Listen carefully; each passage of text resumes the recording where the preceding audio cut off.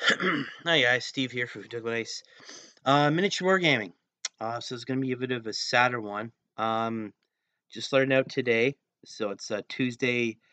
Or I'm sorry, Monday, November 12th. That Stan Lee, the Marvel Comics visionary legend, whatever you want to call, has actually passed away. And this is I know it's not really hobby related, but so we've lost a giant in the world of geekiness, nerddom, whatever you want to call it. Um, and I'm a huge comic books fan.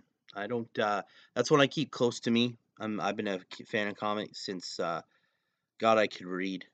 Um, and so yeah, this is a tough one for me. Because he was the characters he created were so human. They were heroes, but they were flawed.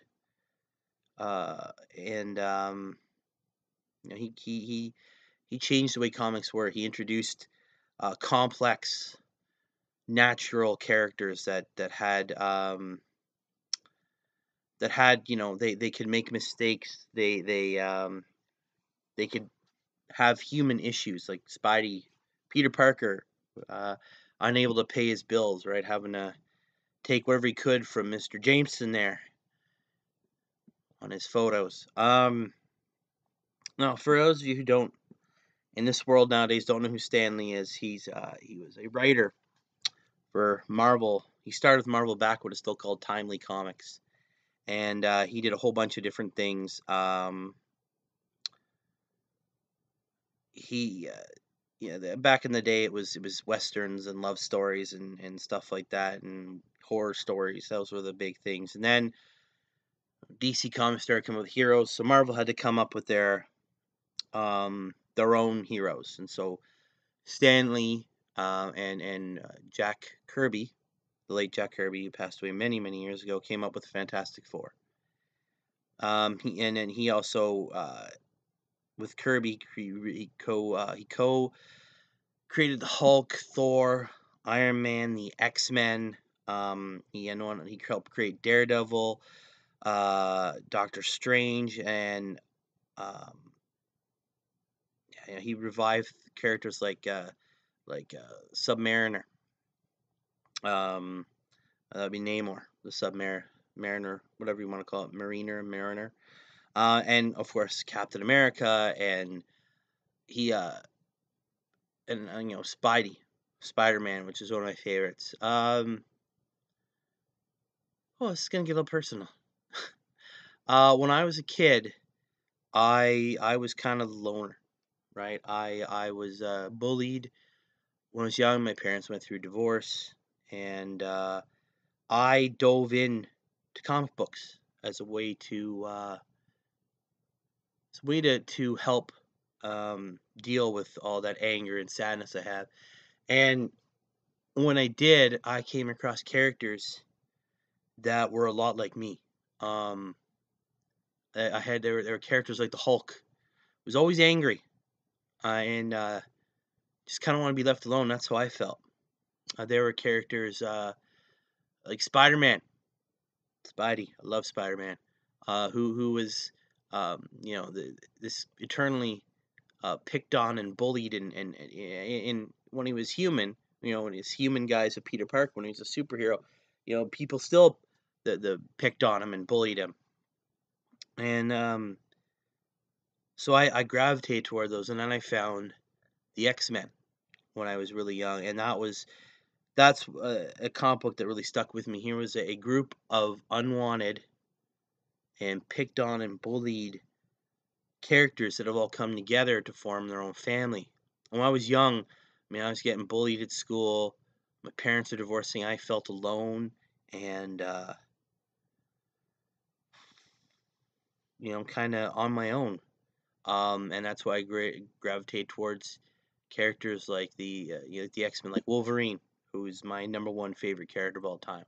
It helps that he's a Canuck like me, but he's a character. This character that, and I learned a lot from these comic books. And that's why even now I think comics are very important.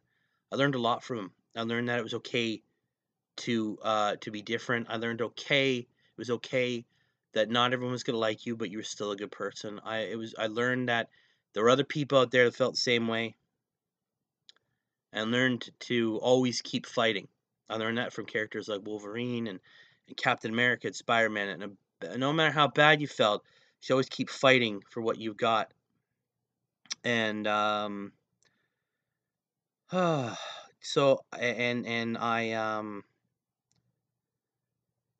learned a lot from those. And obviously Stan Lee was a big part of that. He helped create those characters, helped write those stories. Even years later, after he stopped writing, and it always said there was always blurbs at the top of the page.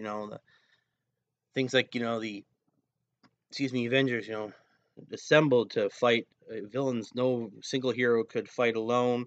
At the end, it'd say Stan Lee presents. He had Stan's soapbox. Um, I mean, I got old comic books from my uncle from the '60s and '70s. My uncle's a very big comic book fan, at least he was, and there was the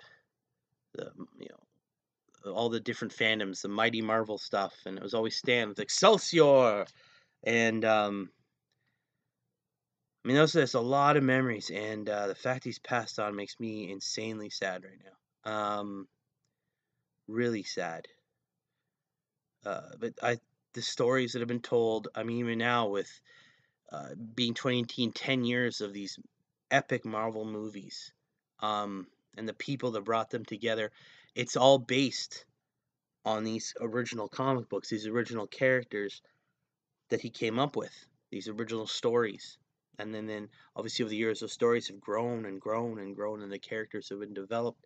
So you can walk down the street and everybody knows who Iron Man is now. Everybody knows who Spider-Man and Wolverine and Captain America. And people know the stories, and you can see people going, "Oh, I remember when," and yeah, those other people like, "Oh man, that's based off the story." I'm guilty of that. I do it all the time. Like, "Oh yeah, I know where that story's from." Watching the when we went, my wife and I went and saw Infinity War, um, and people going, "Oh, what's gonna happen? How's it gonna happen?" I knew already, and I had to keep it to myself so bad. I'm like, he's gonna snap his fingers, and he did.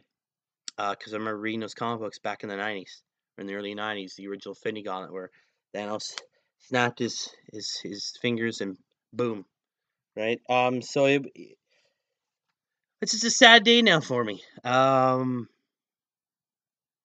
don't know. I'm gonna. I think personally, I owe this man a lot, and he never would never known, and it's not like I feel any sort of weird connection to him or anything, but his characters and the world he helped create helped me get through a lot of pretty messy stuff when I was younger, and I will be forever grateful for that world that he helped create and the characters he helped bring to life, and I'll be forever grateful they helped an angry, sad little boy get through some pretty tough stuff. So thank you very much, Mr. Lee, for everything. Uh, Rest in peace and Excelsior! I'll see you guys later.